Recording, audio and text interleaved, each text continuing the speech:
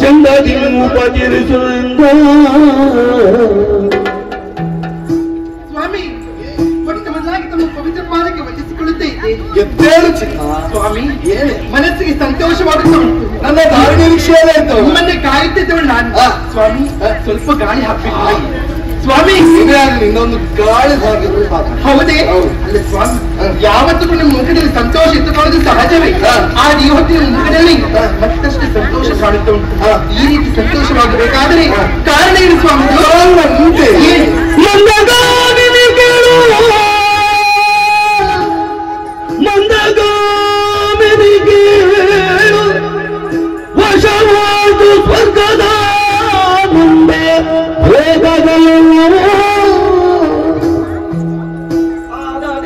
ನಯಮನಕ್ಕೆ ಬಂದುದು ಅವಿನಾಶ ನೀವು ಬಂದೇ ಸಲ್ವಾದಿದು ನಿನ್ನಿಂದಲೇ ಮಂದಗಾಮಿನಿ ಕೇಳು. ನನ್ನ ಮುದ್ದು ರಮಣ, ಓ ನನ್ನ ಚಿನ್ನ, ಸ್ವಾಮಿ ನಿನ್ನನ್ನು ಕಾಣದೆ ನನ್ನ ಕಣ್ಣುಗಳು ನಿನ್ನನ್ನೇ ನಿಮ್ಮ ದಾರಿ ನಿರೀಕ್ಷಿಸಿದ್ರು ನಾನಲ್ಲವೇ ಸ್ವಾಮಿ? ಚಿನ್ನ, ಏನು ನಿನ್ನಗೆ ಹೇಗೆ ನಾನು ಸ್ವರ್ಗಕ್ಕೆ ದಾಳಿ ಮಾಡಿದ್ರೆ ಸರಿ. ಹೌದು, ಮುಕ್ಕೋಟಿ ದೇವತೆಗಳನ್ನು ದಶಗಿರಿಸಿ ಸ್ವರ್ಗದ ಸ್ವರ್ಗಗಳು ಹೌದೇ? ಸ್ವರ್ಗವೇ ನನ್ನ ದೈವಶವಾಯಿತು. ನಿಜವೇ? ಆನಂದಕ್ಕೆ ಪಾರವೇ ಇಲ್ಲ.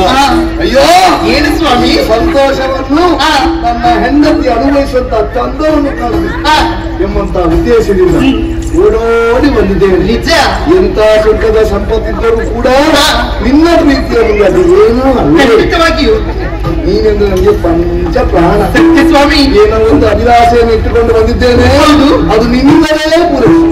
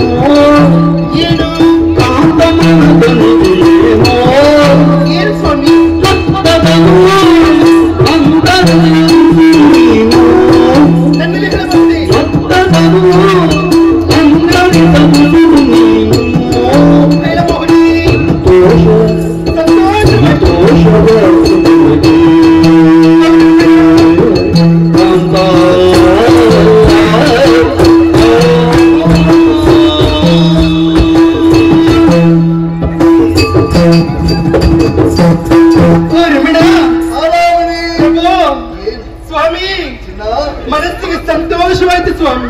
ಹೇಳಿಕೊಳ್ಳುವುದಕ್ಕೆ ಶಬ್ದವೇ ಸಿಗುದಿಲ್ಲ. ಸತ್ಯ. ಅದು ಹಾಗೆ ಕೆಲವು ನನ್ನಿಂದ ವಿಚಾರವನ್ನು ತಿಳಿಸಿ ನೀವು ಸ್ವರ್ಗಲೋಕಕ್ಕೆ ದಾಳಿ ಮಾಡುತ್ತಿರುವ ಆಡಿ ಹೋದಂತಹ ಮಾತು ನಿಮ್ಮ ದಾರಿ ನಿರೀಕ್ಷೆ ಇದ್ದವಳು ನಾನು. ಬರುವಂತಹ ಸಂದರ್ಭದಲ್ಲಿ ಎಂತಹ ಸಂತೋಷದ ಮಾತನ್ನಿತ್ತು ಸ್ವರ್ಗಲೋಕ ಈ ಹೊತ್ತಿಗೆ ನಮ್ಮ ದೈವ. ಸತ್ಯವೇ ನಮ್ಮ ದೈವ. ಅಯ್ಯ ಸ್ವಾಮಿ, ಈ ಸಂತೋಷವನ್ನು ನಾವಿಬ್ಬರೇ ಹಂಚೋದೇ ಹೇಳಿ? ಆಹಾ, ಎಲ್ಲರಿಗೆ ಹಂಚಬೇಕು. ಅದಕ್ಕಾಗಿ ಏನ್ ಮಾಡೋದು ಗೊತ್ತಾ?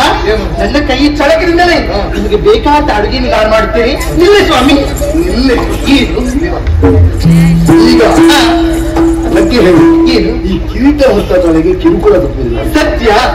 ಈಗ ಸ್ವರ್ಗ ನನ್ನ ಕೈವಶವಾಯಿತು. ಹೌದು. ಕೆಲವರೆಲ್ಲ ಅಲ್ಲಿರುವ ಮುತ್ಸದ್ದಿಗಳು ಹೇಳಿದರು, ಹೇಗೆ? ಈಗ ಇಂದ್ರನ ಸ್ಥಾನವನ್ನು ನೀವು ತುಂಬಿದ್ದೀರಿ. ನಿಜ. ಲಂಬಾದಿ ನಾನೇರು ಬಂದು ನಾಟ್ಯ ಮಾಡಿದ್ರು ನೋಡ್ಬೇಕು. ಹೌದಾ? ನಾನು ಕಣ್ಣಿಗೆ ನೋಡಿಲ್ಲ. ಯಾಕೆ ನೋಡಬೇಕು? ನಾನಿಲ್ಲವೇ? ಮತ್ತೆ ನಿಮಗೆ ಯಾವ ರೀತಿ ನಾಟ್ಯ ಮಾಡಿ ತೋರಿಸಬೇಕು ನಾನು ತೋರಿಸುತ್ತೇನೆ. ಅವರ ನಾಟ್ಯ ಯಾಕೆ ನಿಮಗೆ? ನಿನ್ನ ಮುಂದೆ ಅದು ಏನು? ಅಷ್ಟೊತ್ತಿಗೆ ಕೆಲವರು ಮಾಡಿ ಹೇಗೆ? ಎಷ್ಟಾದ್ರೂ ಪೂರ್ಣ ಪ್ರಮಾಣದ ಇಂದ್ರ ಆಗಲಿಲ್ಲ. ಹೌದಾ? ನನ್ನ ಸ್ವಾಭಿಮಾನದ ಪ್ರಶ್ನೆ. ಓ ದೇವರೇ, ಆದ್ರೆ ನೀವು ಒಪ್ಪಿಕೊಳ್ಳುವುದಕ್ಕೆ ಉಂಟೆ ಹೇಳಿ? ಅದಕ್ಕೆ ಪೂರ್ಣ ಪ್ರಮಾಣದ ಇಂದ್ರ ಆಗಬೇಕದೇನಾಗಬೇಕು? ಏನು? ಇಂದ್ರನೇನು ನೀನು ಇನ್ನವನ್ನಾಗಿ ಮಾಡಬೇಕು. ದೇವರನ್ನ ಹೆಂಗದು? ಮಡದಿಯನ್ನು ಅವರನ್ನು ಅಯ್ಯೋ, ನಿನ್ನನ್ನು ಬಿಟ್ಟು ಮತ್ತೆ ನಾನು ಇನ್ನೊಬ್ಬರು ನೋಡ್ಬೇಕಂತ. ಎಷ್ಟು ಚಂದವಂತಹ ಮಾಡಿದ ನಾನಿರುವಾಗ ನಿಮಗೆ ಅವಳು ಬೇಕು ಹೇಳಿ? ಖಂಡಿತವಾಗಿ ಬೇಡ. ನೀವು ಒಪ್ಪಿಕೊಳ್ಳುವುದಕ್ಕೆ ನಿಮಗೆ ಸತ್ಯ ಗೊತ್ತಿಲ್ಲ. ನೀನಿರುವಾಗ ಮತ್ತೆ ಅದು ಯಾರು ಬೇಕು ನಿಮಗೆ ಹೇಳಿ? ನೀವು ಕೇಳು. ಏನು? ಅಷ್ಟ ಆಯ್ತಾ? ಅವ್ರು ಹೇಳಿದ್ರು ಏನಂತ? ಈಗ ಹೋಗಿ ಹೋಗಿ ನೀವು ದೊಡ್ಡ ಗಂಡಾದ್ರೂ ಅಮ್ಮನ ಗಂಡ ಅಂತ. ಮತ್ತೆ ಹಾಗಲ್ಲ, ನಿನ್ನ ಗಂಡನಿಗೆ ಲೋಕಮುಖದಲ್ಲಿ ಎಲ್ಲರಿಗೂ ತಿಳಿದಿದೆ. ಹಿಂದೂ ಕೋಳಿಗಳ ಮುರಿದ ನರಿ ನಾಯಿ ಸುನಕವನ್ನು ಕಂಡು ಓಡಿದಂತೆ ಅಂತೆ ನೀವು ಅಂಗೀಸುವುದು. ಹೌದು. ಕೆಲವರು ಹೇಳು ನಗುವುದು. ಹೌದಾ? ಎಷ್ಟಾದ್ರೆ ಹೆಂಡತಿಯ ಕೈಗಳಿಗೆ ಇರುವುದಂತ. ಅಂತಹ ಮಾತನ್ನು ಕೂಡ ಹೇಳಿದ. ಹಾಗೆ ನೋಟ ಇತ್ತು ಅವ್ರದ್ದು. ಓಹೋ, ಏನುದಕ್ಕೆ ಯಾರಿಗೆ ಧೈರ್ಯ ಉಂಟು? ಅದು ಹೇಳುವುದಿಲ್ಲ. ಅದಕ್ಕೆ ನಾನು ಹೇಳಿದೆ. ಏನಂತ? ಅದಕ್ಕೆ ಇಂದ್ರಾಣಿ ಕೂಡ ಅವಳು ಒಪ್ಪಿದ್ರು ಆದಿತ್ತು. ಹೌದಾ? ಅಲ್ಲ, ನಿಮಗೆ ಆ ಇಂದ್ರನ ಮಾಡಿದ ರಚೆ ಬೇಕು. ರಾಣಿ ಅಂತ ಇಂತಹ ಶಕ್ತಿ ಇರುವಾಗ ಅವಳು ಯಾಕೆ ನಿಮಗೆ? ನೀವು ಒಪ್ಪಿಕೊಂಡರೆ ಇಲ್ಲ. ಒಪ್ಪಿದ್ದಕ್ಕೆ ಉಂಟಾ? ಆಹಾ, ಅವಳು ಒಪ್ಪಿದ್ದಾಳೆ. ಒಪ್ಪಿಕೊಟ್ಟಿದ್ದಾರೆ. ಅದಕ್ಕೆ ನಾನು ಹೇಳಿದೆ, ಏನಂತ? ನನ್ನ ಮನದಿಯಾದಂತಹ ತಾರಾಮಣಿ ಒಪ್ಪಿದರೆ ನಿನ್ನನ್ನು ಮದುವೆ ಆಗ್ತೀನಿ. ಶಹಬಾಸ್ ಸ್ವಾಮಿ, ಆ ಮಾತಿಗೆ ಸಂತೋಷವಾಯಿತು. ನಮಗೆ ವಿಶ್ವಾಸ ಇತ್ತು, ನನ್ನ ಮೇಲೆ ನಂಬಿಕೆ ಹುಟ್ಟಿದ್ದಾರೆ. ಸದಾಕಾಲ ನಿಮ್ಮ ಜೊತೆ ಇದ್ದವಳು. ನನ್ನ ಹೆಂಡತಿ ನನ್ನನ್ನು ಬಿಟ್ಟು ಕೊಡುದಿಲ್ಲ. ನಿಮ್ಮನ್ನು ಬಿಟ್ಟು ಇದ್ದವಳು ನಾನು ಅಲ್ಲ. ಆಗಲ್ಲ, ನನ್ನ ಹೆಂಡತಿ ನನ್ನನ್ನು ಬಿಟ್ಟು ಕೊಡುದಿಲ್ಲ. ಗಡಿಗನ ಪದಕ್ಕೆ ಚ್ಯುತಿ ಬಾರದೆ ನೋಡ್ತಾಳೆ. ಹೌದು. ಪೂರ್ಣ ಇಂದ್ರತ್ವವನ್ನು ಪಡೆಯಬೇಕಾದ್ರೆ, ಸತ್ಯವನ್ನು ಹೊಂದಬೇಕಾದ್ರೆ ನೀನು ಅದಕ್ಕೆ ಅಡ್ಡಿ ಮಾಡಲಿಕ್ಕಿಲ್ಲ. ನಮ್ಗೆ ಗೊತ್ತು. ಮತ್ತೆ ನಾನು ಒಪ್ಪಿಕೊಳ್ಳುತ್ತೇನೆ. ಆಗಲ್ಲ, ಮತ್ತೆ ನೀನು ಅದಕ್ಕೆ ಅಡ್ಡಿ ಮಾಡಿಕೊಳ್ಳಲಿಕ್ಕಿಲ್ಲ. ಯಾರು ನಾನು? ಸ್ವಾಮಿ, ಎಂತಹ ಮಾತನ್ನು ಹೇಳ್ತಿದ್ದೀರಿ ನೀವು? ಸವತಿ ಮಾತ್ಸರ್ಯವಿಲ್ಲ ಆದರೂ ಸುರಿಬೇಕೀದಲ್ಲ. ಅವಿವಾಹಿತೆಯರ ನೂರ ವರಿತನವರ ಸ್ವಾಗತಿಗೆ ನೀರ ಸವತಿ ಮಾತ್ಸರ್ಯವಿಲ್ಲ.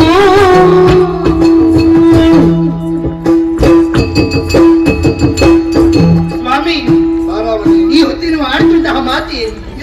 ಶಚಿ ಒಪ್ಪಿಗೆಯನ್ನು ಕೊಟ್ಟಿದ್ದಾಳೆ. ಆದ್ರೂ ಕೂಡ ನನ್ನ ಬಳಿ ಬಂದು ನೀವು ಆಡುತ್ತಿರುವಂತಹ ಮಾತು ನಾನು ಹೇಳಿದೆ, ನನ್ನ ಕರ್ತವ್ಯ ಅದು. ಹೌದು. ಪತಿವ್ರತ ಶಿರೋಮಣಿ ಆದಂತ ನಿನ್ನನ್ನು ಬಿಟ್ಟು ಇನ್ನೊಬ್ಬರೊಂದಿಗೆ ಸಂಸಾರ ಮಾಡಬೇಕಾದ್ರೆ ನಿನ್ನ ಒಪ್ಪಿಗೆ ಬೇಕು. ಹೌದು.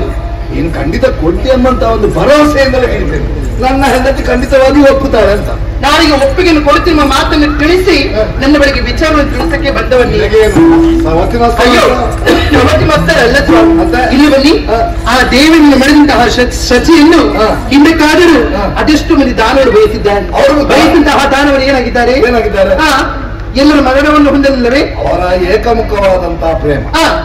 ಇವಳದ್ದು ಹಾಗಲ್ಲ. ಮತ್ತೆ ಅವಳು ಒಪ್ಪಿದ್ದಾಳೆ. ಒಪ್ಪಿಗೆಯನ್ನು ಕೊಟ್ಟಿದ್ದಾಳೆ. ಆದ್ರೆ ನಾನು ಯಾಕೆ ಒಪ್ಪಿಗೆಯನ್ನು ಕೊಡುದಿಲ್ಲ ಗೊತ್ತುಂಟ? ಯಾಕೆ ಸ್ವಾಮಿ? ಏನು? ಅನ್ಯಸತಿಯನ್ನು ಬಯಸುದು ಸರಿಯೇ ಹೇಳಿ ನೀವು? ಮತ್ತೊಬ್ಬರ ಹೆಂಡತಿಯನ್ನು ಬಯಸುದು ಸರಿಯಲ್ಲವಲ್ಲ. ಹಾಗಾಗಿ ಒಪ್ಪಿಗೆಯನ್ನು ಕೊಡುವುದಿಲ್ಲ. ಸತಿಯೇ ಒಪ್ಪಿದ್ದಾಳಲ್ವಾ? ಆದ್ರೆ ನಾನು ಒಪ್ಪಿಗೆಯನ್ನು ಕೊಡುವುದಿಲ್ಲ. ನೀನು ಕೊಡ್ತೀವಿ ಅಂತ ವಿಶ್ವಾಸ ಅಂತ ಹೇಳಿ ಬಂದಿದ್ದೇನೆ. ಹೌದಾ? ಹೌದು. ಅಲ್ಲ ಸ್ವಾಮಿ, ನನ್ನಲ್ಲಿ ಕೇಳದಲ್ಲಿ ನೀವು ಒಪ್ಪಿಗೆ ಕೊಡ್ತಿರುವ ಮಾತನ್ನು ಹೇಳಿ ಅಲ್ಲಿಂದ ಬಂದವರು. ನಿನ್ನ ಮೇಲೆ ವಿಶ್ವಾಸ ಅಷ್ಟು. ನನ್ನ ಮೇಲೆ ವಿಶ್ವಾಸ ಇತ್ತು. ಹೌದೇ ಚಿನ್ನ. ಹೌದು. ಸ್ವಾಮಿ ನೀವು ಹೇಳಿದಕ್ಕೆ ಎಲ್ಲದಕ್ಕೆ ಇಷ್ಟವಾಗಿ ತಲೆ ಆಡಿಸಲು ನಾನಲ್ಲ. ಆದ್ರೆ ಈ ಹೊತ್ತಿಗೆ ಒಪ್ಪಿಗೆ ಕೊಡು ನಾನಲ್ಲ, ಆಯ್ತಾ? ಮತ್ತೆ ಮತ್ತೆ ಸೊರೆ ಕೂತ್ಕೊಳ್ತೇನ? ನಾನು ಯಾರು? ನಾನು ಎನಿಸಿದ್ದೆ ನನ್ನ ಹೆಂಡತಿಗೆ ಅವಸರ ಇಲ್ಲ ಅಂತ. ಹೌದಾ? ನಿಮ್ಮ ಹೊಟ್ಟೆ ಅವಸರ ಯಾಕೆ ಬಿಡ್ಬೇಕು ನಾನು? ನಿಮ್ಮ ಪತ್ನಿ ನಾನಲ್ಲವೇ? ನಿಮ್ಮ ಸೇವೆ ಮದುವೆ ಆಗುತ್ತೀರಾ? ಆದ್ರೆ ಆಗಲಿಲ್ಲ. ಯಾಕೆ? ಇನ್ನ ಮೇಲಿನ ಅತೀವಾದಂತಹ ಪ್ರೀತಿ ಇಂದು ನಾನು ಇಂದ್ರನಾಥಕ್ಕೆ ಹೊರಟಿದ್ದೇನೆ. ಸತ್ಯನ ಮದುವೆ ಆದ್ರೆ ನಿನಗೆ ಅಷ್ಟೇ. ಅಯ್ಯೋ, ಈಗ ನನಗೆ ನಷ್ಟೇ ಮುறைಗೆ ಹೇಳ್ತೀವಿ. ಹೌದು, ಈಗ ನನಗೆ ಬೇಕಾದ ಹೊತ್ತಿಗೆ ನಾನು ಇದ್ದೇನಲ್ವ? ನನಗೆ ಬೇಕಾದ ಹೊತ್ತಿಗೆ ನೀವಿದ್ದೀರಿ. ಆದ್ರೂ ಕೂಡ ಇನ್ನೊಬ್ಬರು ಮಾಡಿದ ನನ್ನ ಬಯಸಿಗೆ ಎಷ್ಟಾದ್ರೂ ತಪ್ಪಲ್ಲೇ ಸ್ವಾಮಿ. ಹಾಗೆ 3 ಮಂದಿ ಕೂಡ ಆಗ್ತದೆ. ಹೌದಾ? ಆಗುದಿಲ್ಲ. ಏನು ನೀನು ಅರ್ಥ ಮಾಡ್ಬೇಕ. ನಿನ್ಗೆ ಸ್ವರ್ಗಲೋಕದಲ್ಲಿರುವ ಕಾಮದೇವನ ಹಾಲು ಬೇಕಾ? ಕಲ್ಪವೃಕ್ಷ ಬೇಕಾ? ಹೌದಾ? ಚಿಂತಾಮಣಿ ಬೇಕಾ? ಏನು ಬೇಕು ಕೇಳು, ತಂದು ಒಪ್ಪಿಸ್ತೇನೆ. ಮಾತು ಅಲ್ಲ ಸ್ವಾಮಿ, ಏನು ಇನ್ನೊಬ್ಬರು ಹೆಂಡತಿಯನ್ನು ಮದುವೆ ಆಗಲಿಕ್ಕೆ ಒಪ್ಪಿಗೆ ಕೊಡಬೇಕು ಮಾತನ್ನು ಹೇಳುತ್ತಿದ್ದೀನಿ. ಮತ್ತೊಬ್ಬರು ಎದುರು ನಮಗೆ ಯಾಕೆ? ಮತ್ತೆ ನಿಮಗೆ ಗೊತ್ತಿಲ್ಲ ಏನು?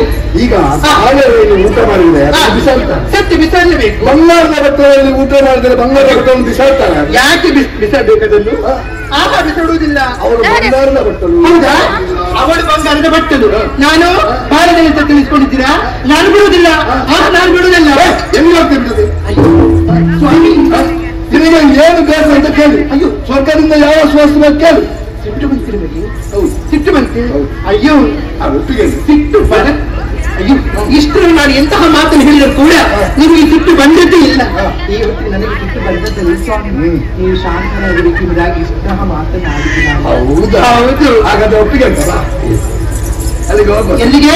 ಸ್ವರ್ಗಕ್ಕೆ. ಸ್ವರ್ಗಕ್ಕೆ ನಿಮ್ಗೆ ಸ್ವಸ್ಥ ತರ್ತೇನೆ. ಹೌದಾ? ನನ್ನ ಜೊತೆ ಕರ್ಕೊಂಡು ಹೋಗಿ ನಾನು ಬರ್ತೇನೆ. ನಾನು ಅದು ಸ್ವರ್ಗಕ್ಕೆ ಆಗುದಿಲ್ಲ. ಆಗುದಿಲ್ವಾ? ಇದ್ದು ರೀತಿ ಉಂಟು. ಅಲ್ಲ, ಈಗ ಯಾವುದೇ ಕಾರಣಕ್ಕೂ ಅವಳನ್ನು ಮದುವೆ ಆಗ್ತೇನೆ. ಆಗಬೇಕು. ನಾನು ನಿನ್ನನ್ನು ಬರ್ತೇನೆ. ನಿಮ್ಮ ಕೊನೆಯ ತೀರ್ಮಾನ ಒಂದೇ, ಅವಳನ್ನು ಮದುವೆ ಆಗಬೇಕು ಎಂಬುದಾಗಿ. ನಿನ್ನ ಬಿಡುವುದಿಲ್ಲ. ನನ್ನನ್ನು ಬಿಡುವುದಿಲ್ವಾ? ನನ್ನದೊಂದು ತೀರ್ಮಾನ ಉಂಟು. ಏನು? ಬೇರೆ ಏನು ಅಲ್ಲ ಸ್ವಾಮಿ. ಪ್ರಭು, ಏನು? ರಮಣ, ಈಗ ನಿಮಗೆ ಅವಳೇ ಬೇಕಲ್ಲವೇ? ಅವಳ ಬೇಕಲ್ಲ, ಒಂದು ಇಂದತ್ತನ್ನು ಪೂರ್ಣ ಆಗ್ಬೇಕಲ್ಲ. ಹೌದಾ? ಹಾಗಾಗಿ ಒಂದು ವೇಳೆ ಇಂದತ್ತು ಪೂರ್ಣ ಆಗಬೇಕಾದರೆ ಬೇರೆ ಏನು ಅಲ್ಲ, ನೀವು ಮಾಡಲಿಕ್ಕೆ ಕಾರಣ ಇನ್ನೊಂದುಂಟು. ಬೀಳಿಸಿ ತಂದು ಬಂದ ನನಗೆ. ಮತ್ತೆ ಏನು? ನೀನು ಹೇಳಿದಾಗೆ ನಾನಲ್ಲ. ಹೌದಾ? ನಾನು ಹೇಳಿದಾಗೆ ನೀನು. ಹೌದಾ? ನೋಡೋಣ. ನಾನು ಮದುವೆ ಏನು ಬರ್ತೀರಾ? ನೀವ ನೀವು ನೋಡ್ತೇನೆ. ನೀವು ಇಷ್ಟರಲ್ಲಿ ಆದಂತಹ ಮಾತಿಗೆ ಯಾವುದೇ ಕಾರಣಕ್ಕೆ ಪ್ರತಿ ಉತ್ತರ ಕೊಟ್ಟರು ನಾನಲ್ಲ. ಈ ಹೊತ್ತಿಗೆ ನನ್ನ ಗಂಡನಿಂತಹ ಕೆಲಸ ಮಾಡುತ್ತಿದ್ದ ಆದ್ರೆ ಯಾವುದೇ ಕಾರಣಕ್ಕೂ ಆ ಶಚಿಯನ್ನು ಕರೆದುಕೊಂಡು ಬರುತ್ತಾರಂತೆ. ಹೇಗೆ ಕರೆದುಕೊಂಡು ಬರ್ತಾರೆ ನಾನು ನೋಡ್ತೇನಂತೆ.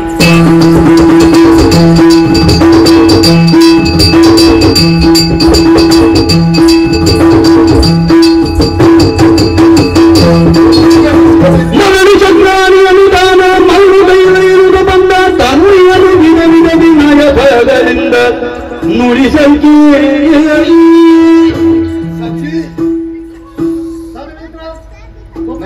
ಹೆಂಡತಿ ಅಂತ ಪತಿರತೆ. ನಾನು ಹೇಳಿದ್ದಕ್ಕೆ ನೀನು ಅವಳನ್ನು ಮದುವೆ ಆದವರಿಗೆ ಏನು ತೊಂದರೆ ಇಲ್ಲ. ಸುಲಭದಲ್ಲಿ ಒಪ್ಪಿ ಬಿಟ್ಟಾಳೆ ಅವಳು.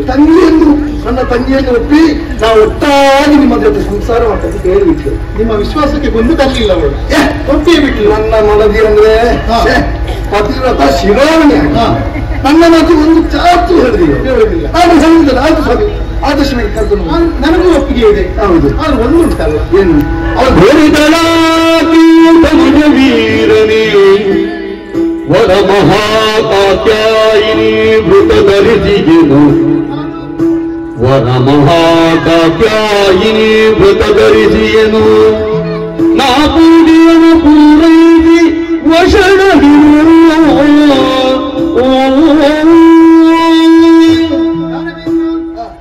ಸುಲಭದಲ್ಲಿ ಒಪ್ಪಿಬಿಟ್ಟಳು. ಒಪ್ಪಿ ನೀವೇ ಹೋಗಿ ಅಂತ ಹೇಳಿದ್ರು. ಹೌದಾ? ಆದರೆ ಇಷ್ಟಕ್ಕೆಲ್ಲ ಕಾರಣ ನಾನೇ. ನೀವು ಹೋದ ಕ್ಷಣದಲ್ಲಿ ನಾನು ಸಂಕಲ್ಪವನ್ನು ಮಾಡಿದ್ದೇನೆ. ಅವಳ ಮನಸ್ಸು ಒಪ್ಪುವುದಕ್ಕೆ ಬೇಕಾಗಿ ಕಾತ್ಯಾಯಿನಿ ವ್ರತವನ್ನು ನಾನು ಕೈಗೊಂಡಿದ್ದೇನೆ. ಹೌದು. ಅಷ್ಟು ಅವಸರದಲ್ಲಿ ಯಾಕೆ ನಿಮ್ಗೆ ಹರಕೆ? ಮತ್ತೆ ಆಗ ಕೆಲಸ ಪೂರೈಕೆ. ನಾನು ತುಂಬಾ ಆತುರದಲ್ಲಿದ್ದೇನೆ. 48 ದಿವಸ ಕಾಯ್ಬೇಕಲ್ಲ.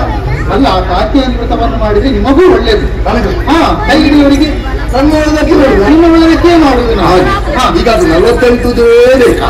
48 ಆಗಬೇಕು. ಒಂದು ಮಂಡಲ ಪರ್ಯಂತ ಒಂದು 8 ದಿವಸ ವಿಶ್ವಾಸ ಇದೆಯಲ್ಲ, ಹಾಗೆಲ್ಲ ಆಗುದಿಲ್ಲ. ಒಂದು ಮಂಡಲ ಪರ್ಯಂತ 48 ದಿವಸ. ಹೌದಾ? ಹೌದು. ಹಾಗಾದ್ರೆ ಕಾಟೇನ ವ್ರತ ಮುಗಿದ ಬಳಿಕ ನಿಮ್ಮ ರೀತಿಯಲ್ಲಿ ಮಧ್ಯದಲ್ಲಿ ಬರಬಾರದು. ನಾನು ವ್ರತದಲ್ಲಿ ಇರ್ತೇನೆ. ಮತ್ತೆ ಬಂದ 96 ದಿವಸ ಆಗ್ತದೆ. ನಾನು ಕುಳಿತುಕೊಂಡೆ, ನೀವು ಹತ್ತಿರ ಬರಬಾರದು.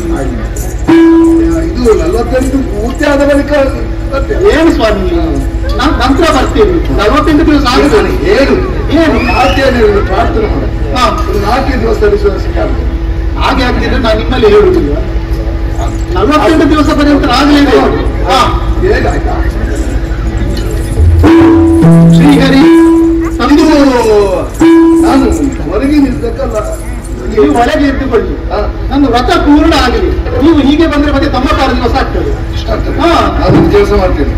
ವ್ರತ ಮಾಡು, ಉಳಿದ ಮೇಲೆ ಲೋಕವನ್ನು ಗೆದ್ದುಕೊಂಡು ನಾನು ಬರ್ತೇನೆ. ಶ್ರೀಹರಿ ಕಾಪಾಡು ತಂದೆ, ಕಾಪಾಡು.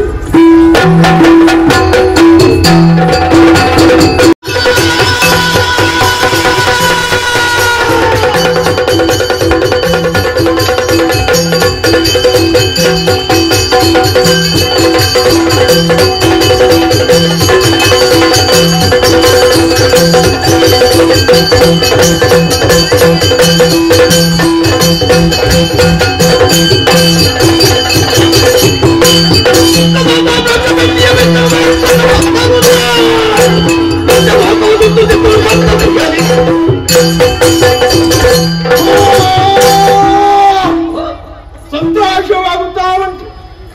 ರಜಿತಾದ್ರಿಪುರದಲ್ಲಿ ಬೆರೆತಿರುವಂತಹ ಪ್ರಭು ಪರಮೇಶ್ವರ ಅವನಿಗೆ ಸರಿಸಮಾನವಾಗಿ ಬಿಡಬೇಕು ಎಂಬ ಭಾವದಿಂದಲೇ ಈ ವೇಳೆಗೆ ರಜತಪುರವನ್ನು ನಿರ್ಮಿಸಿತ್ತು.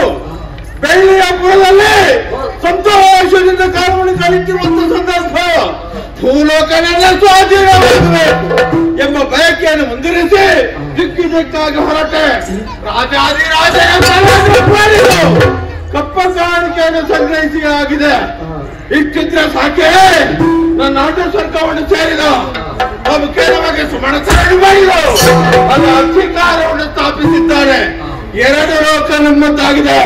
ಇನ್ನು ಉಳಿದದ್ದು ಒಂದೇ ಒಂದು ಲೋಕ, ಅದನ್ನು ತಮ್ಮನಿಗೆ ಬಿಟ್ಟಿದ್ದೇವೆ. ಹಾಗಂತಲೇ ಭೂಲೋಕ ಸ್ವಾಧೀನವಾದ ಮೇಲೆ ನಾವೆಲ್ಲ ಸುಮ್ಮನೆ ಉಳಿದಕ್ಕಾಗುವುದಿಲ್ಲ. ಗಳಿಸುವುದು ದೊಡ್ಡ ವಿಷಯವಲ್ಲ, ಗಳಿಸಿದ್ದನ್ನು ಉಳಿಸುವುದು ಮುಖ್ಯವಾಗಿದೆ. ಹಾಗೆ ಯೋಚಿಸಿದರೆ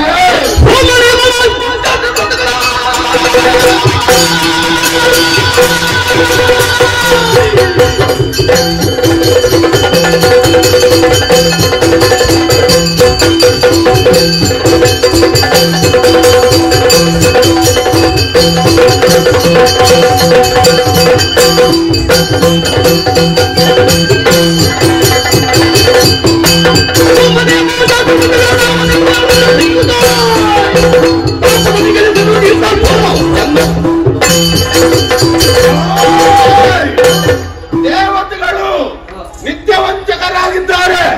ಅಸುರರನ್ನು ಹೇಗೆ ಹೊಡೆದಾಡಿಸುವುದು ಇದರ ಬಗ್ಗೆ ಸದಾ ಚಿಂತಿಸ್ತಾ ಇರ್ತಾರೆ. ಹಾಗಾದ್ರೆ ಅವರ ಮೇಲೆ ನಾವೊಂದು ದೃಷ್ಟಿ ನೀಡದೆ ಸುಮ್ಮನೆ ಉಳಿದ್ರೆ ನಮ್ಮ ದೌರ್ಬಲ್ಯವನ್ನು ನೋಡಿ ಒಂದಲ್ಲ ಒಂದು ದಿವಸ ತಲೆ ಕಡಿದಕ್ಕೆ ಸಿದ್ಧರಾಗ್ತಾರೆ. ಇದರ ಬಗ್ಗೆ ಆಲೋಚಿಸಿ ಒಂದು ತೀರ್ಮಾನಕ್ಕೆ ಬಂದಿದ್ದೇನೆ. ಸತ್ಕರ್ಮ ನಡೆಯಬಾರದು. ಈ ಪ್ರಪಂಚದಲ್ಲಿ ದೇವತೆಗಳಿಗೆ ಎಲ್ಲಿಯೂ ಕೂಡ ಆವಿರ್ಭಾವ ಸಿಗಬಾರದು. ಅದು ಸಿಕ್ಕಿದ ತಾನೇ ಅವರು ದಿನದಿಂದ ದಿನಕ್ಕೆ ಬಲವಂತರಾಗುವುದು, ವೃದ್ಧಿಯಾಗುವುದು. ಅದಕ್ಕೆ ಬೇಕಾಗಿ ಹೋಮ ನಿಯಮವಾಗಲಿ, ಯಾಗ ಯಜ್ಞ ಪೂಜೆ ಯಾವುದೇ ಆಗಲಿ ಈ ಭೂಮಂಡಲದಲ್ಲಿ ನಡೆಯಬಾರದು. ಒಂದು ವೇಳೆ ನಡೆಯದಿದ್ದರೆ ನಮಗೆ ಸೇರುವಂತಹ ಯಾವ ಅವಿಸ್ಸಂಟು ಅದನ್ನು ನಮಗೆ ಸೇರುವ ಹಾಗೆ ಮಾಡಬೇಕು. ಒಂದು ವೇಳೆ ದೇವತೆಗಳು ಕೊಟ್ಟರೆ ಅಂತವನ್ನೆಲ್ಲ ಹೀಗೆ ಅಧ್ಯಯನ ಮಾಡಿದ್ರೆ ಸಾಕಾಗುವುದಿಲ್ಲ. ಮುಂದೆ ನಿಂತು ನಾನೇ ನೋಡಬೇಕು. ಆದ್ದರಿಂದ ಭೂ ಪ್ರದಕ್ಷಿಣೆ ನಡೆಯುತ್ತೇನೆ.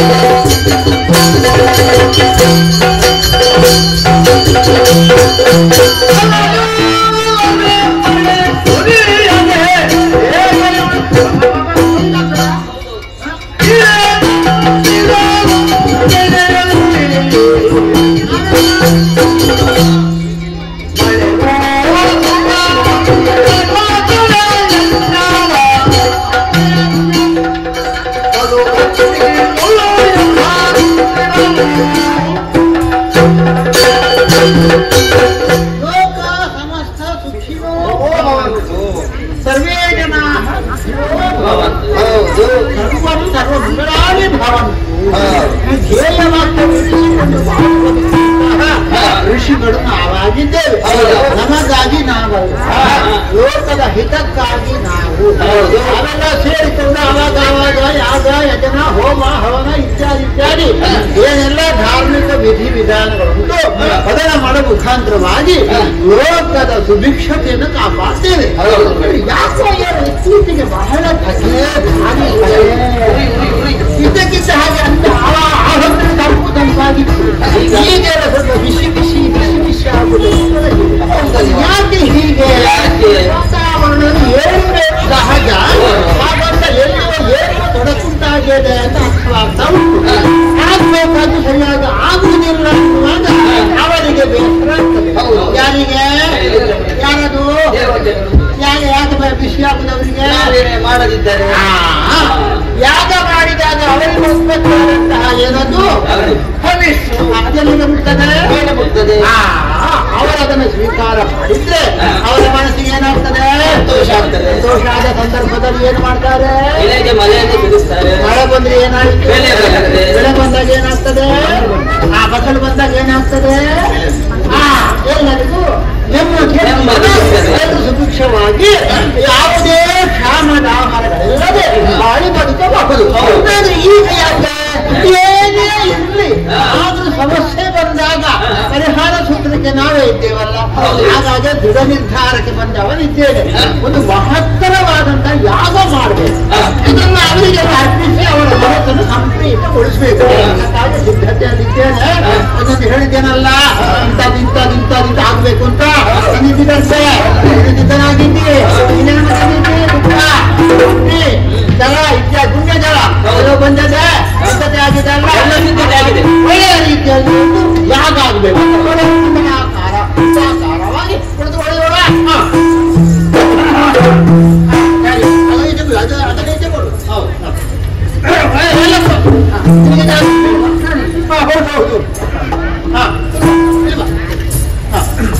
ಪ್ರಾರಂಭದಲ್ಲಿ ವಿನಾಶಕನಾದಂತಹ ಗಣಪತಿಯನ್ನು ಸ್ತುತಿಸೋಣ. ಆದರೆ ಎಲ್ಲರೂ ಒಪ್ಪಿಕೊಂಡು ಆ ಮಹಾಗಣಪತಿ ಪ್ರಾರ್ಥಿಸೋಣ.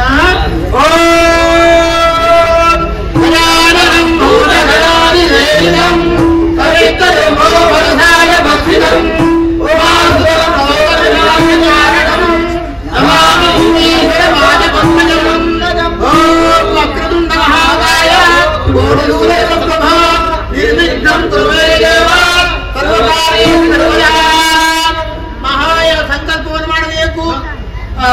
ಸರ್ವತೋಮುಖ ಅಭಿವೃದ್ಧಿ ದೃಷ್ಟಿಯಿಂದ ಮಾಡುತ್ತಿರುವಂತಹ ಈ ಯಾಗದಲ್ಲಿ ಸರ್ವರಿಗೂ ಸಮಪಾಲಿಸಲಿ, ದೇವತೆಗಳಿಗೆ ಅಭಿಸರ್ಪಣೆಯಾಗಲಿ ಎನ್ನುವಲ್ಲಿಗೆ ಅಗ್ನಿಯನ್ನು ಸ್ಥಾಪಿಸೋಣ, ಪ್ರಜ್ವಲಿಸೋಣ.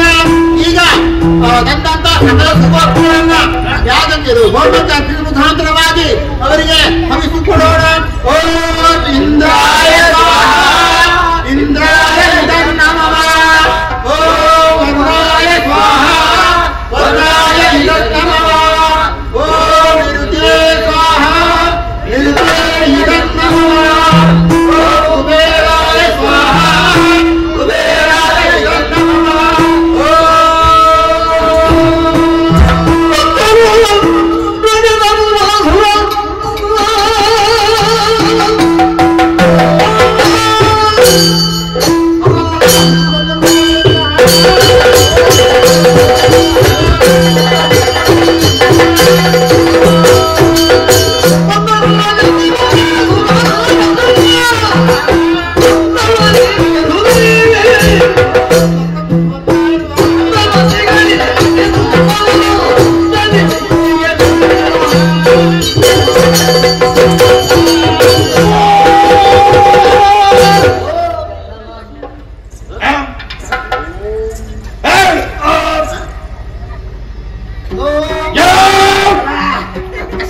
ನಿಮ್ಮನ್ನೇ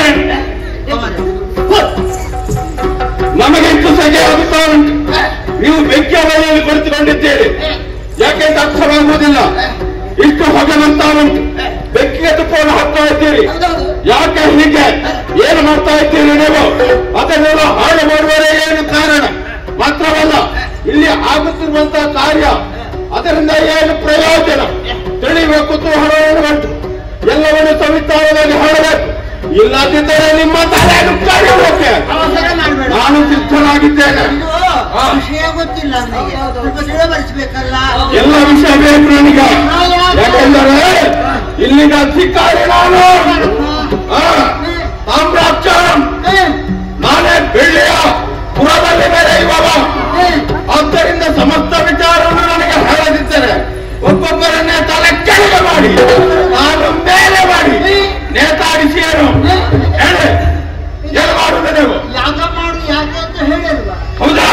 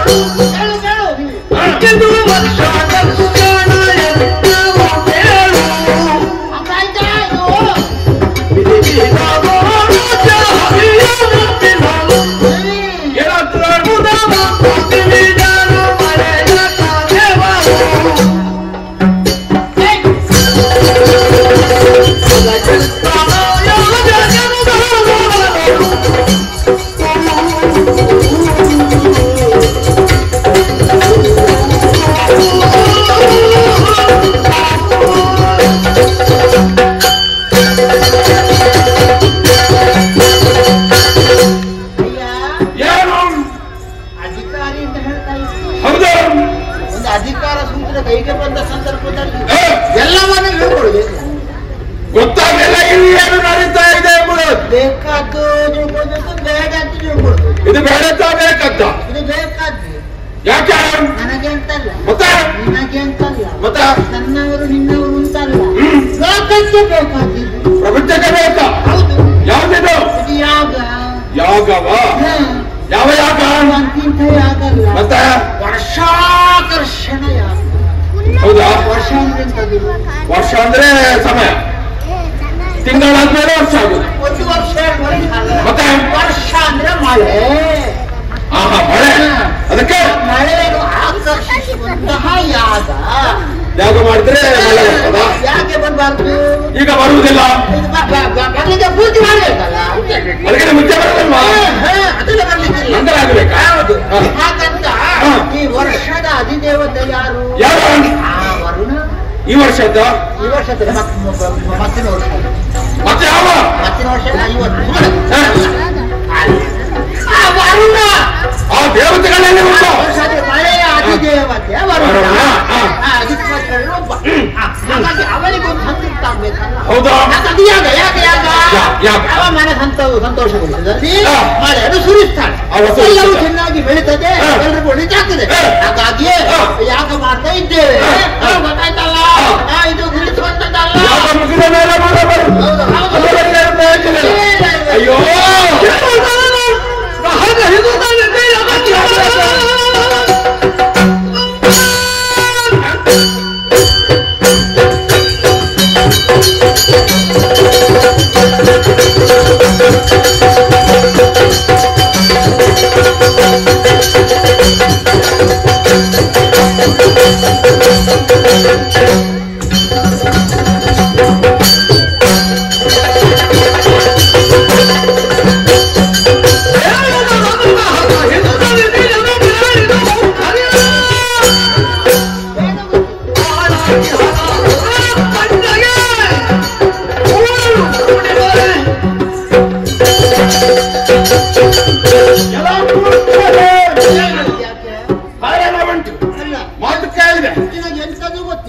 ಮಾತು ಕೇಳಿದಾಗ ನಗು ಬಂತು.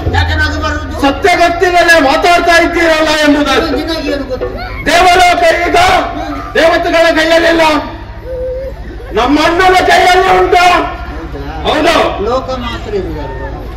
ದೇವಲೋಕ ಉಂಟು. ದೇವತೆಗಳು ಅವರೆಲ್ಲ ಟಿಕೆಟ್ ಮಾಡಿ ಹೋಗಿದ್ದಾರೆ. ನಿನ್ನ ಅಣ್ಣನ ಬಿಡದಲ್ಲಿ ಇಲ್ವಲ್ಲ? ಯಾವ ಇಲ್ಲ. ಈ ವೇಳೆಗೆ ಈಗ ದೇವತೆಗಳಿಂದ ಕೊಡಲ್ಪಡ್ತಿರುವಂತಹ ಯಾವುದೇ ಸೌಕರ್ಯ ಉಂಟು ನಮ್ಮ ಅಣ್ಣ ಹತ್ಯೆ ಮಾಡಿದ್ರೆ ಸಾಕು, ಎಲ್ಲವೂ ಬರ್ತದೆ. ಆದ್ದರಿಂದ ನೀವು ಹವಿರ್ಭಾಗ ದೇವತೆಗಳಿಗೆ ಕೊಡುವ ಅಗತ್ಯವಿಲ್ಲ, ನಮ್ಮ ಅಣ್ಣನಿಗೆ ಕೊಡಿ. ನಿಮಗೆ ಬೇಕಾದ್ದನ್ನು ಕೊಡೋದಕ್ಕೆ ಅವತ್ತು ಸಿದ್ಧನಾಗಿದ್ದಾನೆ. ಅದರ ಬದಲಾಗಿ ಸುವಸ್ತುವನ್ನೆಲ್ಲ ಬೆಂಕಿಗೆ ಹಾಕಿ ಯಾವತ್ತೋ ಬರುವಂತಹ ಮಳೆ ನಿರೀಕ್ಷೆಯಲ್ಲಿ ಕಾಯುವುದು ಬೇಡ. ಅದನ್ನೆಲ್ಲ ಇವರಿಗೆ ಹಂಚಿ ಎಲ್ಲರೂ ತಿಂದು ಸಂತೋಷ ಪಟ್ಟರೆ ಸಾಕು. ಯಾಗವನ್ನೇ ನೆನೆದು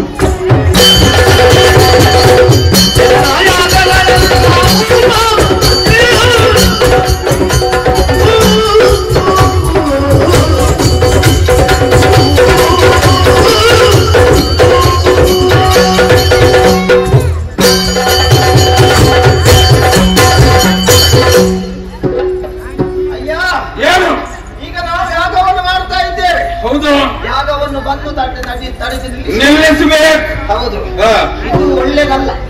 ಯಾವುದು ಯಾಗವ? ಇಷ್ಟರವರೆಗೆ ನಾವು ಯಾಗ ಮಾಡಿದ್ದನ್ನು ಯಾರೂ ನಿಲ್ಲಿಸಲಿಲ್ಲ. ಯಾಗವೆಲ್ಲ ಪೂರ್ಣವಾಗಿ ಆಗ್ತದೆ. ಹೌದಾ? ಇನ್ನು ಮುಂದೆ ಹಾಗಾಗುವುದಿಲ್ಲ. ಅಲ್ಲ ಯಾಕೆ ಈಗ ನಾವಾಗೇ ಯಾಗ ಮಾಡಿದ್ದಲ್ಲ, ಮತ್ತೆ ನಮ್ಮ ಪೂರ್ವಜರು ಹೌದು ಅವರು ಮಾಡಿದ್ದಾರ, ಅಲ್ಲಿಂದಲೇ ಪರಂಪರೆ. ಹಾಗಾಗಿ ಯಾಗವನ್ನು ನಾವು ಮಾಡ್ತಾ ಇದ್ದೇವೆ. ಮತ್ತೆ ಲೋಕದ ಒಳಿತಿಗಾಗಿ ಈ ಯಾಗವನ್ನು ಮಾಡ್ತಾ ಇದ್ದೇವೆ. ಹೌದಾ? ಮೂರ್ತಿಗಳೆಲ್ಲ ಅದರಲ್ಲಿ ಸಂತೃಪ್ತರಾಗ್ತಾರೆ. ಆದ್ದರಿಂದ ಇವತ್ತು ಮಾಡುವ ಯಾಗವನ್ನು ನೀನು ನಿಲ್ಲಿಸಬೇಡ. ನಿಲ್ಲಿಸಿದ್ರೆ ಈ ಯಾಗದ ಪರಿಣಾಮ ನೋಡು. ಈ ಸಲ ಯಾಗ ಮಾಡಿದ್ರೆ ಬರುವ ವರ್ಷ ಇಲ್ಲಿ ಬಂದು ನೋಡಿ ಎಷ್ಟು ಸಂಭ್ರಮಾಚರಣೆ ಆಗ್ತದೆ. ಹೌದಾ? ಅಷ್ಟು ಜನ ನೋಡೋದಕ್ಕೆ ಮಾಡಿಲ್ಲ.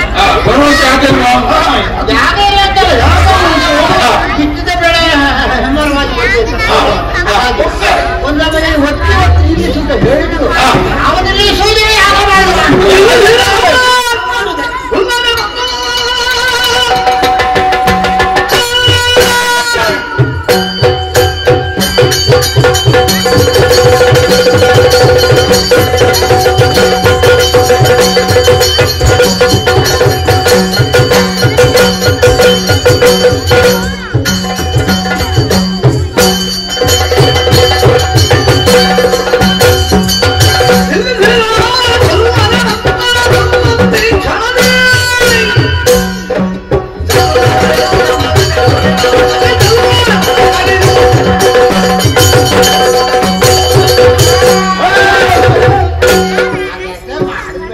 ಆಗೋದಿಲ್ಲ. ಹಿಂದಿನವರು ಮಾಡಿದ್ದಾರೆ, ಅದನ್ನು ನೀವು ಮುಂದುವರಿಸು. ಹಿಂದೆ ನಾನಿದ್ದೇನೆ, ಇವಾಗ ಇದ್ದೇನೆ, ಬೇಕಾದ್ದು ಮಾಡುತ್ತಾರೆ. ಆವಾಗ ನಾನು ಇರಲಿಲ್ಲ, ಮಾಡಿದ್ದಾರಲ್ಲ. ಅದೇ ತಪ್ಪು. ಆ ಸಮಯದಲ್ಲಿ ನನ್ನಂತವರು ಯಾರು ಇರುತ್ತಿದ್ದಾರೆ, ಯಾವ್ದೊಂದು ನಡೆಯಲಿಕ್ಕೆ ಬಿಡ್ತಿರ್ಲಿಲ್ಲ. ಇರಲಿ, ಅವರೇನು ತಪ್ಪು ಮಾಡ್ತಾರೆ, ನಾವು ಮುಂದುವರಿಸುವುದು ಬೇಡ. ಕಾರಣ ಉಂಟು. ಮಳೆ ಎನ್ನುವುದು ದೇವತೆಗಳು ಕೊಡುವುದಲ್ಲ, ಬಿಸಿಲು ಬರುದು ಯಾರು, ಚಳಿ ಬರುದು ಯಾರು. ನೀವು ಒಮ್ಮೆ ಆದ್ರೂ ಬಿಸಿಲಿಗೆ ಯಾರು ಮಾಡಿದ್ಯಾ? ಬಿಸಿಲು ಬೇಕಂತ ಯಾಗ ಮಾಡಿದ್ಯಾ? ಚಳಿ ಬೇಕಂತ ನೀನು ಯಾಗ ಮಾಡಿದ್ಯಾ? ಅದಲ್ಲ. ಹಾಗಾದ್ರೆ ಇವು ಮೂರು ಪ್ರಪಂಚದಲ್ಲಿ ನಿತ್ಯವೂ ನಡೆಯುವುದಲ್ವಾ? ಹೊಟ್ಟೆಗೆ ಹಿಟ್ಟು ಸಿಕ್ಕಿದ್ರೆ ಮಾತ್ರ ಶಕ್ತಿ ಸಾಮರ್ಥ್ಯ ಬರುತ್ತೆ. ಹೌದಾ? ಈ ದೇವತೆಗಳಿಗೆ ನಿನ್ನ ಹಿಟ್ಟು ದೇವತೆಗಳಿಗೆ ಹೊಟ್ಟೆ ತುಂಬ ಹಿಟ್ಟು ಸಿಗೋದು ಮಳೆಯನ್ನಲ್ಲ. ಒಂದು ಮರವನ್ನು ನೋಡು, ಮರದಲ್ಲಿ ಚಿಗುರು ಬರ್ಬೇಕಿದ್ರೆ ಮಳೆ ಬೇಕು, ಅಷ್ಟೇ ಸಾಕಾಗ್ತದ? ಸಾಕಾಗುದಿಲ್ಲ. ಚಳಿ ಬೇಕು, ಹೂ ಬಿಡ್ಬೇಕಿದ್ರೆ ಅದು ಪ್ರಕೃತಿಯ ನಿಯಮ. ಹೂ ಬಿಟ್ಟರೆ ಸಾಕು, ಬೇಸಿಗೆ ಬರ್ತಿರುವಂತ ನಂದರ್ಭ ಅದು ಕಾಯಿ ಆಗ್ತದೆ, ಆಮೇಲೆ ಹಣ್ಣು ಆಗ್ತದೆ. ಅಲ್ಲಿಗೆ ಮುಗಿತಾರ ಬೇಸಿಗೆಗೆ ಇಲ್ಲಿಗಡೆ ಹಣ್ಣು ಒಳಗ್ತದೆ, ಬೀಜ ಮತ್ತೊಮ್ಮೆ ಮೊಳಕೆ ಬರೋದಕ್ಕೆ ಸಿದ್ಧವಾಗ್ತದೆ. ಬಿಸಿಲು ಬೇಕಾಬೇಡ. ಇನ್ನ ಈ ಬೀಜ ನಮ್ಗೆ ಯಾಕಯ್ಯ? ಆ ಕಾರಣದಿಂದ ಒಂದು ಸತ್ಯ ಹೇಳುತ್ತೇನೆ, ಪ್ರಪಂಚ ವ್ಯವಹಾರ ಕಣ್ಣಿನ ತಾನಾಗೆ ನಡೀತದೆ. ನೀನು ಹುಟ್ಟುವುದಕ್ಕಿಂತ ಮುಂಚೆ ನಿನ್ನ ಅಪ್ಪ ಇರುವಾಗಲೂ ನಡೆದಿದೆ, ನಿನ್ನ ಅಜ್ಜಿ ಇರುವಾಗಲೂ ನಡೆದಿದೆ, ಅಜ್ಜನ ಅಪ್ಪ ಇರುವಾಗಲೂ ನಡೆದಿದೆ, ನಿನ್ನ ಅಪ್ಪನ ಅಜ್ಜ ಇರುವಾಗಲೂ ನಡೆದಿದೆ. ಎಂದಿದ್ದರೆ ನಿನ್ನ ಮಗ, ನಿನ್ನ ಮೊಮ್ಮಗ, ಅವನ ಮಗ, ಇದು ಪರಂಪರೆ ಬರ್ತದೆ. ಅದರಲ್ಲಿ ನಿನ್ನ ಯಾಕೆ ಕ್ಷಣ ನಿಲ್ಲಿಸದೆ ಬೆಳೆದರೆ ಒಬ್ಬೊಬ್ಬರ ತಲೆ ಕಡಿದು ರಕ್ತವನ್ನು ಕುಡಿದೇನು. ಒಬ್ಬನೇ ಕುಡಿತೇನೆ. ವಿಷಯ ಗೊತ್ತಿಲ್ಲ, ನಿಮ್ಗೆ ಯಾರೋ ಹೇಳಿಕೊಟ್ಟು ನಿಲ್ಲುವಂತ ಹೇಳುತ್ತೇನು, ಗೊತ್ತಾಯ್ತಾ? ಹಾಗಾಗಿ ಅಲ್ಲ, ಎಲ್ಲದಕ್ಕೂ ನಿಯಮ ಉಂಟು, ಒಂದಕ್ಕೊಂದು ಸಂಬಂಧ ಉಂಟು. ಈಗ ಒಂದೇ ಮಾತು ಹೇಳ್ತೇನೆ, ನಂಬಿಕೆ ಉಂಟು, ಹೌದಾ? ಈಗ ಯಾಗ ಅಂದ್ರೆ ನೀವು ಇರ್ತದೆ, ಅಗ್ನಿಗೆ ನಾವು ಸುವಾಸನೆ ಅರ್ಪಿಸ್ತೇವೆ. ಅದರಿಂದ ಧೂಮ ಹೇಳ್ತದೆ, ಅದು ಹವಿಸ್ಸು ರೂಪದಲ್ಲಿ ಹೋಗಿ ಅವರಿಗೆ ಸಲ್ತದೆ. ಒಂದು ವಿಚಾರ ಗೊತ್ತುಂಟಾ? ಒಂದು ಹೋಮ ಉಂಟು, ಆ ಹೋಮವನ್ನ ಮಾಡಿದರೆ ಪರಿಸರವು ಶುದ್ಧವಾಗ್ತದೆ. ಅದು ಯಾವುದೇ ರೀತಿಯ ವಿಷಗಾಳಿ ಇದ್ರೂ ಕೂಡ ಅದು ಪರಿಹಾರ ಒಳಗೆ ಬರ್ತದೆ. ಗೊತ್ತುಂಟ ನಿನಗೆ? 10 ಮಾರು ಮಾರು ಮಾರು ಮಾರು ಅವರೆಲ್ಲ ಆ ವಿಷಾಂಶ ಉಂಟಾದಾಗ ಸತ್ತು ಹೋಗಿದ್ದಾರೆ. ಅದೇ ಆಸುಭಾಸದಲ್ಲಿ ಆ ಅಗ್ನಿಹೋತ್ರ ಎನ್ನುವಂತ ಹೋಮವನ್ನು ಮಾಡಿದ ಕಾರಣ ಅದೇ ಪರಿಸರದಲ್ಲಿದ್ದಂತಹ ಬ್ರಾಹ್ಮಣ ಕುಟುಂಬ ಬದುಕಿ ಉಳಿದು ನಿರಗೊತ್ತುಂಟು. ಅದು ಆದ್ರೆ ದೇವತೆಗಳಿಗೆ ಕೊಡುದು ಬೇಡ ಅಂತ ಹೇಳಿದ್ವಿ. ಯಾಕೆ? ದೇವತೆಗಳು ನಿಸ್ವಾರ್ಥಿಗಳು, ಹೌದಾ? ಅವರು ನೀವು ಕೊಟ್ಟ ಕಾರಣದಿಂದ ದೇವಲೋಕದಲ್ಲಿದ್ದಂತ ಎಲ್ಲ ಒಂದು ಸ್ವತ್ತನ್ನು ಬೀಳಕ್ಕೆ ಕಳುಹಿಸುವುದಲ್ಲ, ಅದರ ಕರ್ತವ್ಯ. ಅದನ್ನು ಮಾಡತಕ್ಕದ್ದು. ಒಂದು ವೇಳೆ ಮಾಡದಿದ್ರೆ ಜುಟ್ಟು ಹಿಡಿದು 4 ಪಡೆದು ನಾನು ಮಳೆ ಬರಿಸ್ತೇನೆ. ನೀನಲ್ವಾ? ಇಲ್ವೇ ಇಲ್ಲ. ಅವರಿಗೆ ಕೊಡಬೇಕಾದ ಕೊಡ್ಲೇಬೇಕು. ಯಾಗ ಮಾಡ್ತೀಯ? ಅವಿರ್ಭಾಗ ನನಗೆ ಕೊಡ್ಬೇಕು. ಕೊಡ್ತೀಯ? ಆಗೋದಿಲ್ಲ. ನನಗೆ ಕೊಡ್ತೀಯ? ಅದು ಮಂತ್ರವೇ ಇಲ್ಲ. ನನ್ನ ತಮ್ಮನಿಗೆ ಕೊಡ್ತೀಯ?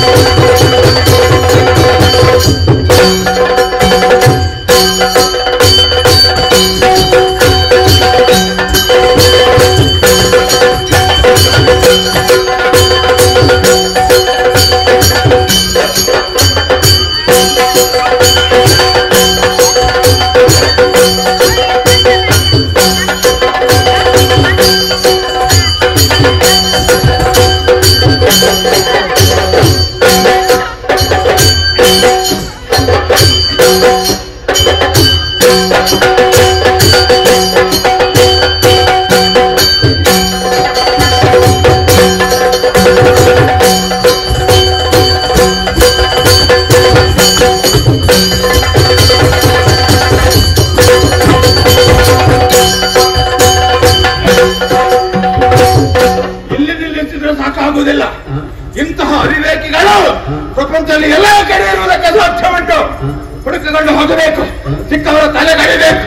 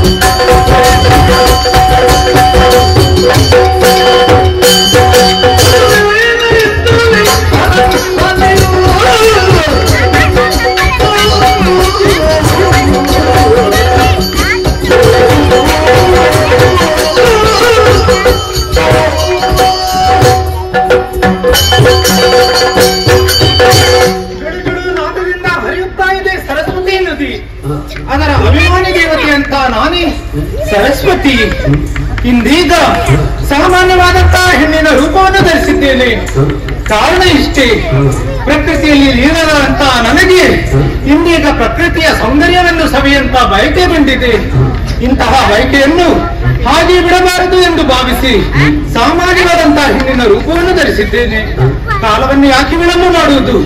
ಪ್ರಕೃತಿಯಲ್ಲಿ ಅತೀತವಾದಂತಹ ನಾನೇ ಸೌಂದರ್ಯವನ್ನು ಸವಿಯುತ್ತಾ ಮುಂದುವರಿಯುತ್ತೇನೆ ನೋಡೋಣ.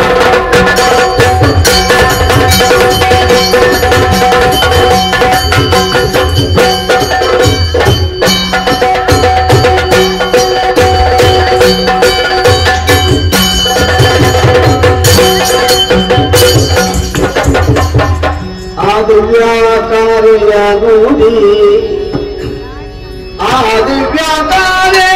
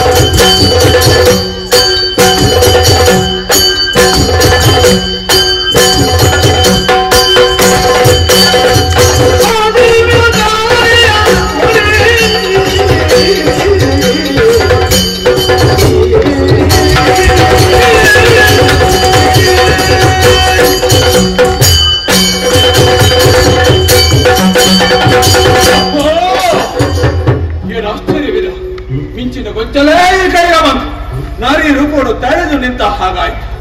ಈಕೆಯನ್ನು ನೋಡಿದ ಆ ಕ್ಷಣವೇ ಅರಕ್ಷಣ ನನ್ನನ್ನು ನಾನು ಬರೆತದ್ದು. ಯಾರಿರಬಹುದು? ದಿವ್ಯತಾಯ ಭೂಲೋಕದಲ್ಲಿ ಅಲ್ಲವೇ ಅಲ್ಲ. ಹಾಗಾದ್ರೆ ಮೇಲ್ಲೋಕದಿಂದ ಜಾರಿ ಇಲ್ಲಿಗೆ ಬಂದಿರಬಹುದೇ ಅಥವಾ ತಳ ಲೋಕದಿಂದ ಏರಿ ಮೇಲೆ ಬಂದಿರಬಹುದು? ಯಾರು ಏನು ಎನ್ನುವುದು ಗೊತ್ತಿಲ್ಲ. ಹಾಗಂತಲೇ ಸುತ್ತಲೂ ನಾನು ನೋಡಿದೆ ಬೇರೆ ಯಾರು ಇರಬಹುದೇ ಎಂಬುದು ಯಾರು ಕಾಣಿಸುವುದಿಲ್ಲ. ಆ ಕಾರಣದಿಂದ ಏಕಾಂಗಿಯಾಗಿ ಬಂದಿದ್ದಾಳೆ ಎನ್ನುವುದು ಸ್ಪಷ್ಟವಾಯಿತು. ಯಾಕೆ ಮತ್ತೊಂದು ಯಾರಿರಬಹುದು? ನಾನಾಗಿ ನನ್ನಲ್ಲಿ ಪ್ರಶ್ನೆಯನ್ನು ಕೇಳಿದರೆ ಪ್ರಶ್ನೆ ಹುಟ್ಟಿದ್ದೆ ಹೊರತು ಉತ್ತರ ಸಿಗುವುದಕ್ಕೆ ಸಾಧ್ಯವೇ? ಆದ್ದರಿಂದ ಅವಳಿಗೆ ಮಾತನಾಡಬೇಕು.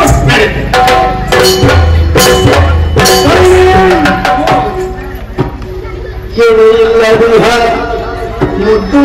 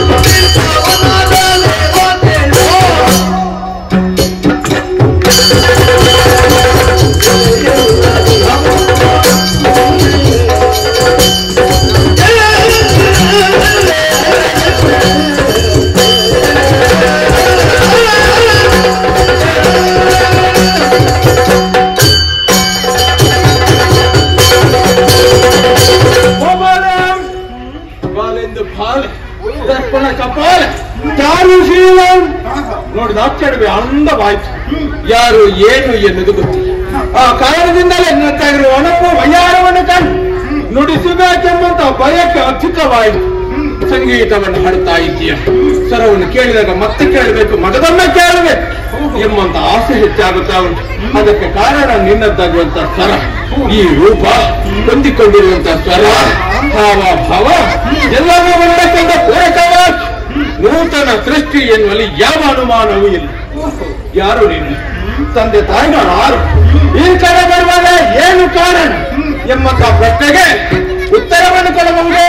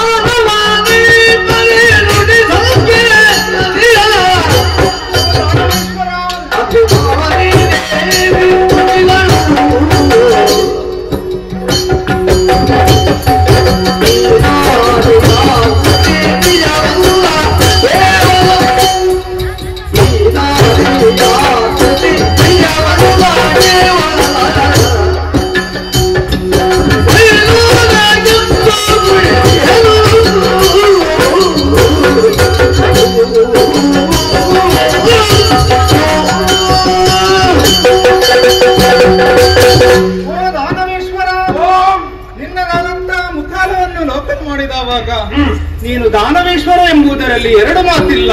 ಸರಿ ಅಯ್ಯ ದಾನವೇಶ್ವರ, ಕೇಳಿದೆಯಲ್ಲ ಪರಿಚಯ. ಹೌದು, ಹೇಳೋದು ಇಷ್ಟೇ. ನನ್ನದಾದಂತಹ ಅತೀವಾದಂತಹ ರೂಪವನ್ನು ನೀನು ಹೊಗಳುತ್ತಾ ಇದ್ದೀಯ. ಒಂದೇ ಮಾತಿನಲ್ಲಿ ಹೇಳುವುದಾದರೆ ಇದು ಹೆಣ್ಣೆ ಅಲ್ಲ, ನಿಜವಲ್ಲ. ನಿಜ ಅಲ್ಲ ಇದು. ಹಾಗಾದ್ರೆ ಇದು ಹೆಣ್ಣಿನ ರೂಪವನ್ನ ಅಂತದ್ದು. ಒಳಗೆ ಬೇರೆ, ಒಳಗೆ ಬೇರೆ. ಹಾಗಿದ್ದಲ್ಲಿ ವಿನೋದಕ್ಕಾಗಿ ಈ ರೀತಿಯಂತಹ ರೂಪವನ್ನು ನಾನು ಅಂತೇನೆ. ಅಲ್ಲ, ನನ್ನ ಪರಿಚಯವನ್ನು ಕೇಳುತ್ತಾ ಇದ್ದೀಯಲ್ಲ, ನೀನ್ಯಾರಯ್ಯ? ಗೊತ್ತಾಗಲಿಲ್ಲ.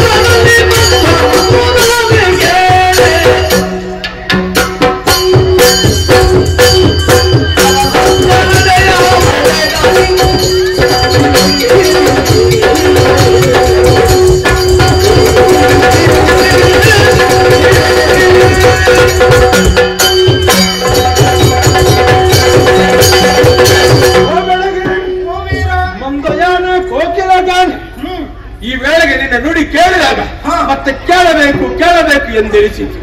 ನಿಜವಲ್ಲವೇ ಇದು? ಮಾಯೆ ಆಗಬಹುದು, ಛಾಯೆಯೂ ಆಗಬಹುದು. ಆದ್ರೆ ನನ್ನ ಕಣ್ಣ ಮುಂದೆ ಇದೆಯಲ್ಲ, ಹಾಗಾಗಿ ನಾನು ನಿನ್ನನ್ನು ನಿಜ ಅಂತ ಭಾವಿಸಿದ್ದೇನೆ. ನಿಜ ಅಲ್ಲ ಅಂತ ನಿನ್ನ ಮನಸ್ಸಿಗೆ ಇದ್ದರೆ ಸತ್ಯವೇನು ಎಂಬುದನ್ನು ಅರಿವು. ನೀನು ಮಾತಾಡುವುದಕ್ಕೆ ಸಾಮಾನ್ಯದವನಲ್ಲ. ಮತ್ತೆ ತ್ರಿಪುರರಲ್ಲಿ ಎರಡನೆಯವನ ಸಾರಾಕ್ಷ, ತಾಮ್ರಾಕ್ಷ, ವಿದ್ಯಮಾಲಿ ಎಂಬುದಾಗಿ ನಮ್ಮ ಮೂವರ ಹೆಸರು. ಅದರಲ್ಲಿ ಮಧ್ಯದಲ್ಲಿರುವ ವನ ಬೆಳ್ಳಿಯಪುರದಲ್ಲಿ ವಾಸವಾಗಿದ್ದೇನೆ. ವೈಭವದಿಂದ ಜೀವನ ಸಾಧಿಸುವುದಕ್ಕೆ ನನಗೆ ಬೇಕಾದಷ್ಟು ಉಂಟು. ಆದ್ದರಿಂದ ನನ್ನ ಬಗ್ಗೆ ಯೋಚಿಸುವ ಅಗತ್ಯವಿಲ್ಲ. ಯಾರು ನೀನು ಹೇಳ?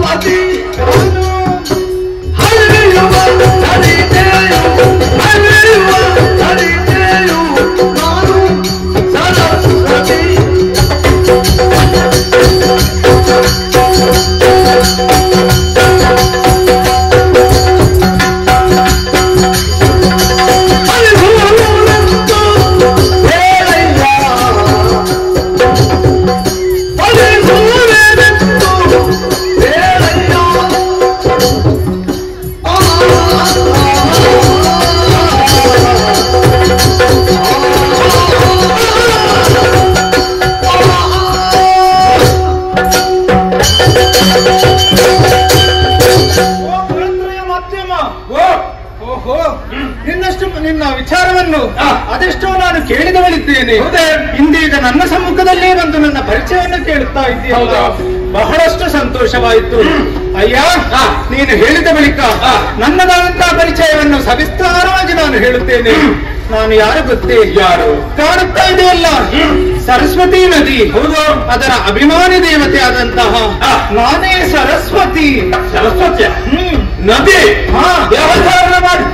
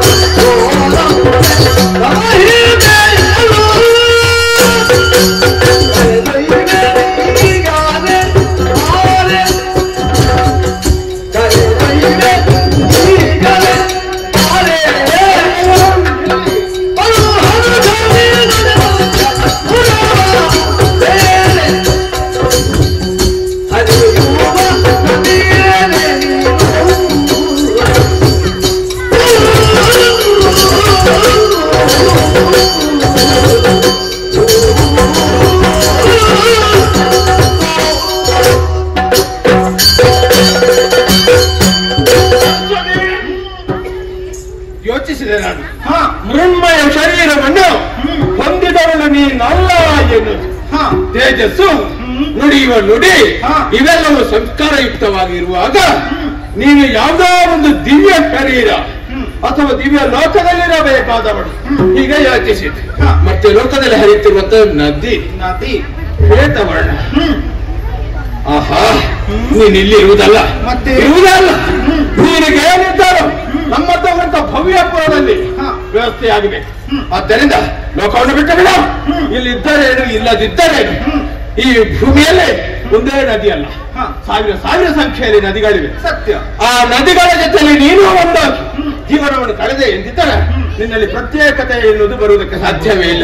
ಸಾಧನೆ ಮಾಡಬೇಕಿದೆ ನೀನು ಬೇರೆ ಬರಬೇಕು. ಅದಕ್ಕೆ ಬೇಕಾ ಅವಕಾಶವನ್ನು ಕೊಡ್ತೇನೆ. ನನ್ನನ್ನು ಮದುವೆ ನನ್ನ ಪುರವನ್ನು ಸೇರು ಸ್ವಚ್ಛಂದವಾಗಿ ಹರಿಯಬಹುದು. ಬರುವೆಯೋ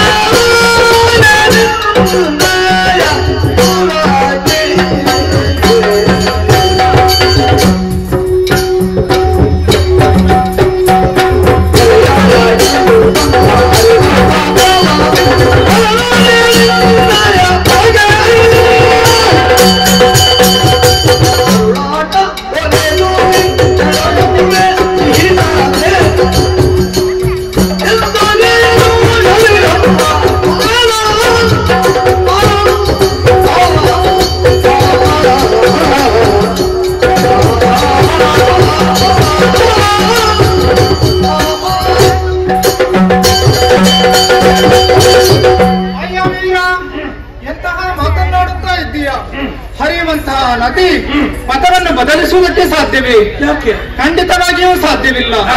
ಇಂದೀಗ ಕ್ಷಣ ಮಾತ್ರಕ್ಕೆ ನಾನು ಹೆಣ್ಣಿನ ರೂಪವನ್ನ ಅಂತಿದ್ದೇನೆ.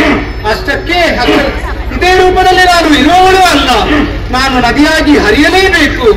ಆದರೆ ನೀನು ಹೇಳುತ್ತಾ ಇದ್ದೆ ಈ ಮೂವಿಯ ಭಾಗದಲ್ಲಿ ನೀನು ಹರಿಯುವುದು ಬೇಡ, ನನ್ನಲ್ಲಿ ಬಾ ಎನ್ನುವ ಹಾಗೆ. ನಮ್ಮ ಊರಿಗೆ ಸಾಧ್ಯವೇ ಇಲ್ಲ. ಊರು ಒಳ್ಳೆಯದು. ಹರಿಯುವಂತಹ ನದಿಯಾದರೂ ಎತ್ತರದಿಂದ ತಗ್ಗಿನ ಪ್ರದೇಶಕ್ಕೆ ಹರಿಯುತ್ತದೆ ವಿನಃ ತಗ್ಗಿನಿಂದ ಎತ್ತರಕ್ಕೆ ಹರಿಯುವುದಿಲ್ಲವಲ್ಲ. ಹುಟ್ಟುವಾಗಲೇ ಎತ್ತರದಲ್ಲಿ ಹುಟ್ಟುವುದು, ತಗ್ಗಿಗೆ ಹರಿಯುವುದು, ಇದು ನಿಯಮ. ಹೌದು. ಅಂಥದ್ರಲ್ಲಿ ಪ್ರಕೃತಿಯ ನಿಯಮವನ್ನು ಬದಲಿಸುವುದಕ್ಕೆ ಯಾರಿಂದಲೂ ಸಾಧ್ಯವಿಲ್ಲ. ಒಂದು ವೇಳೆ ನೀನು ಬದಲಾಯಿಸಲು ಪ್ರಯತ್ನ ಪಟ್ಟ ಎಂದಾದರೆ ನಿನಗೆ ಒಳ್ಳಿತಾಗೋಕ್ಕಿಲ್ಲ.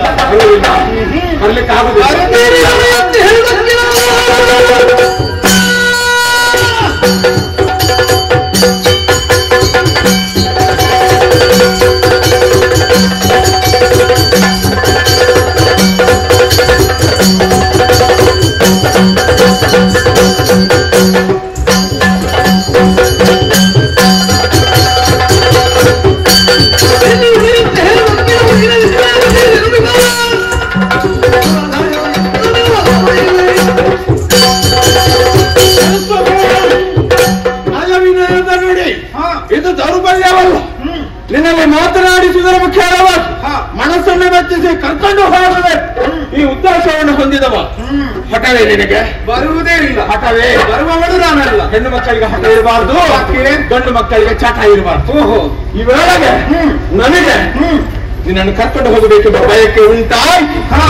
ತುಂಬಾ ಕೆಟ್ಟವರ ಒಮ್ಮೆ ಮನಸ್ಸು ಮಾಡಿದ್ರೆ ಸಾಕು, ಮತ್ತೆ ಬದಲಾಯಿಸುವುದಕ್ಕೆ ನಾನು ಅಷ್ಟೇ. ಸಾಧ್ಯವೇ ಇಲ್ಲ. ಮನಸ್ಸು ಮಾಡಿದ್ರೆ ಸಾಕು, ಬರುವವಳೆ ನಾನಲ್ಲ. ನೀನನ್ನು ಕರ್ಕೊಂಡು ಹೋದ್ರೆ ಬರುವುದಿಲ್ಲ, ಎತ್ತಿಕೊಂಡು ಹೋದ್ರೆ ಸಿಗುವುದಿಲ್ಲ, ಕೈಗೆ ಸಿಗುವುದಿಲ್ಲ.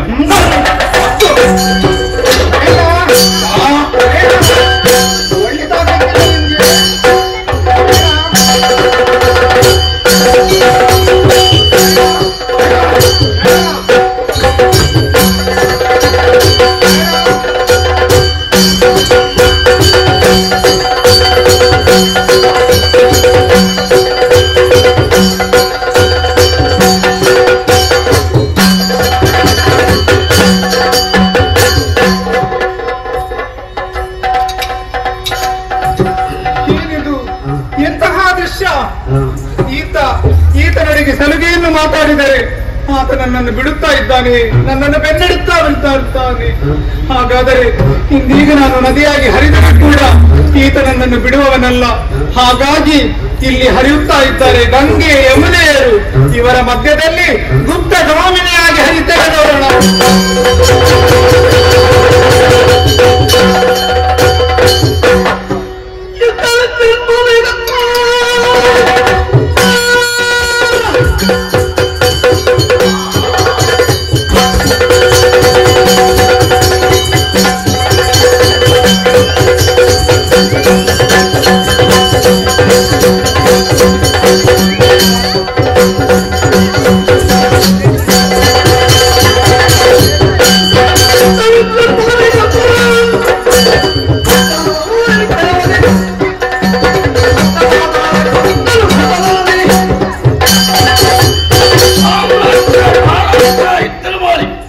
ನಾವು 3 ಮಂದಿ ಹುಟ್ಟುಕೊಂಡಿದ್ದೇವೆ.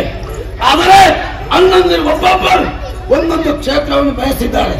ಮೊದಲನ್ನ ಸ್ವರ್ಗವನ್ನು ಪ್ರವೇಶ ಮಾಡಿದ, ಆಮೇಲೆ ಭೂಲೋಕವನ್ನು ಸಂಚಾರ ಮಾಡಿದ. ನಾನು ಪಾಲುಗಾರಲಿದ್ದೇನೆ. ಇಲ್ಲಿಯೇ ಇದ್ದು ಸ್ವಲ್ಪ ಬೇಸರವಾಗಿದೆ. ಯಾಕೆಂದ್ರೆ ಸಂಪತ್ತು ಬೇಕು, ನಮಗೆ ಸಂಪತ್ತು ಕಡಿಮೆ ಆಗಿದೆ. ಅದನ್ನು ಸಂಚಾರ ಮಾಡಬೇಕಾದ್ರೆ ಎಲ್ಲಿಗೆ ಉಂಟಲ್ಲ ಅಲ್ಲಿಗೆ.